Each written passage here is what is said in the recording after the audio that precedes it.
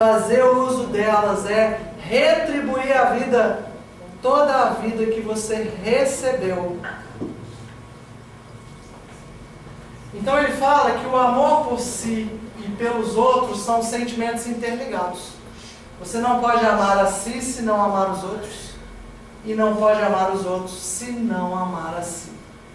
Inversamente, se você odiar a si, odiará os outros. E aí, se você odiar os outros, automaticamente você tem pontos de ódios por si escondidos também. Por isso que o outro é espelho e por isso que o outro é projeção do que eu tenho em mim, percebe?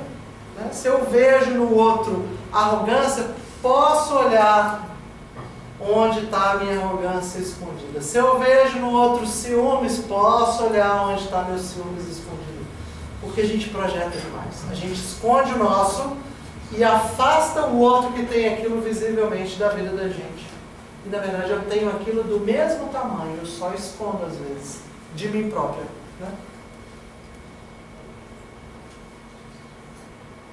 A luta interior para descobrir a capacidade de amar a si, ela é incessante. E nessa luta a humanidade fica confusa por causa do estado dualista da mente, que são as crenças errôneas.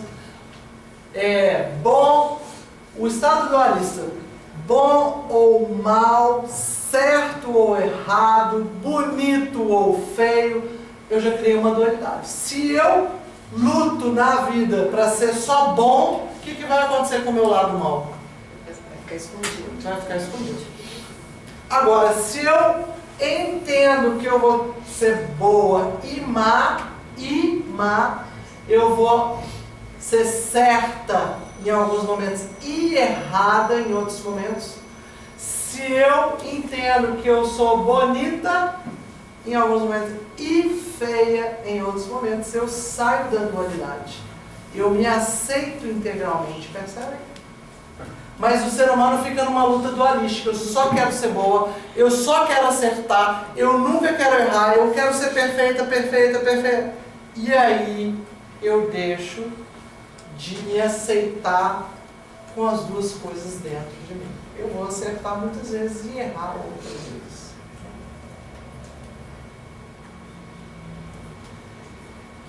E na verdade, por causa dessa confusão e mente dualista, você oscila entre o ódio consciente pelo eu e o ódio pelos outros. Então olha, se eu quero ser perfeita, se eu quero ser boa, se eu quero sempre acertar, quando eu errar, o que eu vou sentir por mim? Raiva, ódio, punição. Punição. Consegue ver? Essa é a dualidade. É preciso descobrir em que áreas do seu eu interior você continua vivendo a pseudo-solução do amor por si. Porque quando você pergunta para as pessoas, se eu fizer uma pergunta aqui para a maioria, vai dizer assim, não, eu tenho certeza que eu me amo. Aí se você colocar uma lupa na sua vida, você vai ver lá o esforço que você está fazendo para ser só bom. Essa é a pseudo-solução de gostar de si. Aí você está lá fazendo um esforço para ser perfeita, para agradar, para ter só a parte boa das polaridades. Sendo que na verdade a gente é os dois o tempo todo. Mora dentro da gente e essa um anjo. dualidade pode ser identificada como a dialética da vida. Repete. E essa dualidade pode ser identificada como a dialética da vida, de maneira geral. Pode, porque a gente acaba sendo educado assim. Não deveria ser, viu, Hipólito? Mas a gente acaba sendo educado assim. Tem uma imagem de massa que faz a gente ir para só um dos lados, ao invés de integrar bom e mal, certo e errado, bonito e feio, prazer e dor. A gente quer evitar as dores da vida. Dor é inevitável, dor é cura. Do mesmo jeito que prazer é cura, não tem que ficar só de um lado. É fazer do nosso corpo e da nossa alma um vaso sagrado que acolhe tudo. Dor e prazer, amor e ódio, tristeza e alegria, bom e mal, certo e errado. Né? Mas você está certo que todo o sistema incentiva o dual. Se você olhar as nossas novelas, Sim. você vê isso muito claro, né? Tem o mal e tem o bem, ou uma coisa ou outra, uma coisa acaba ganhando, percebe? E as pessoas ficam vidradas nisso, e querem assistir e por aí vai.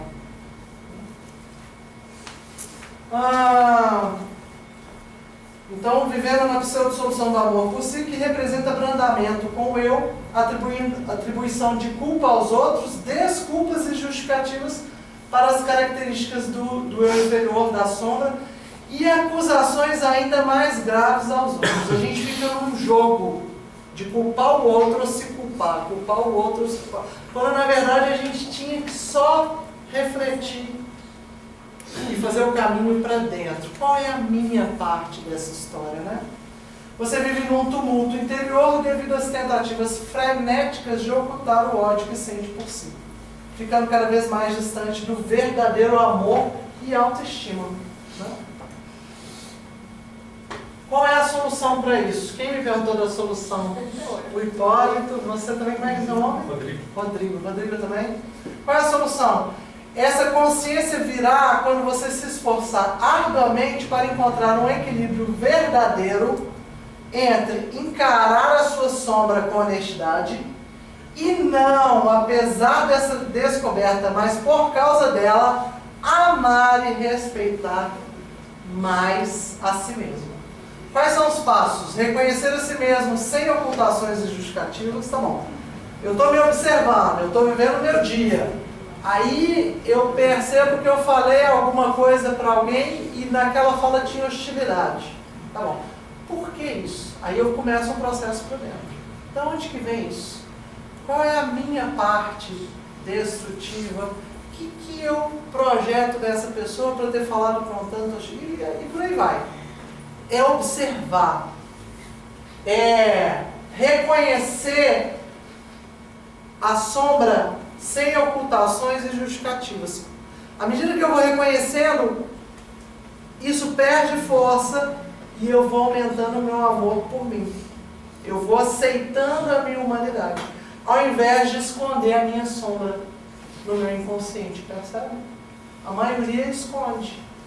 Eu, ciúmes, eu, inveja, eu, prepotência. Imagina, eu vou escondendo. E na verdade eu tinha que perceber pelas minhas falas, pela minha atitude, pela minha conduta, isso atuando na minha vida.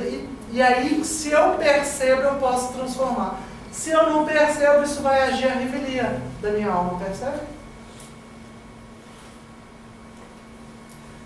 E se abrir para a inspiração interior que vai guiá-lo para saber como experimentar o eu inferior sem afundar no ódio por si mesmo.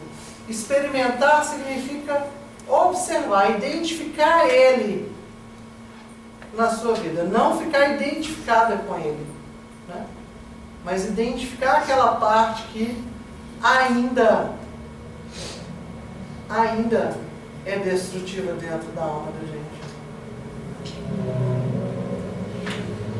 Quando você amar verdadeiramente a si mesmo, sem ceder ao eu inferior e às suas exigências infantis, você vai descobrir que ser firme consigo é uma expressão de amor, tanto quanto a ternura o é. Se conseguir ser firme consigo, ao contrário da autodestruição e da autodesvalorização, onde o amor está totalmente ausente, também conseguirá ser terno consigo. É uma linha tênue, percebe? Com isso a gente termina e eu tenho ainda... Ou já acabou? Já acabou?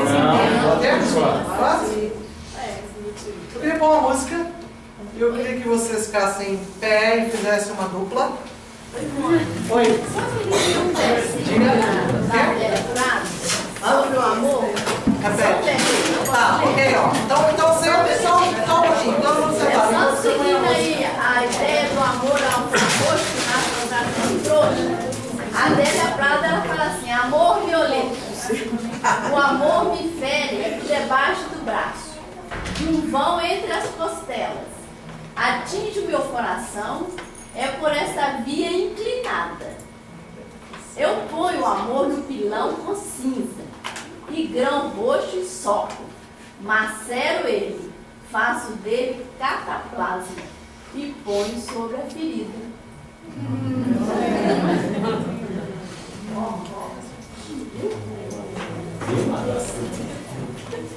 Um amor,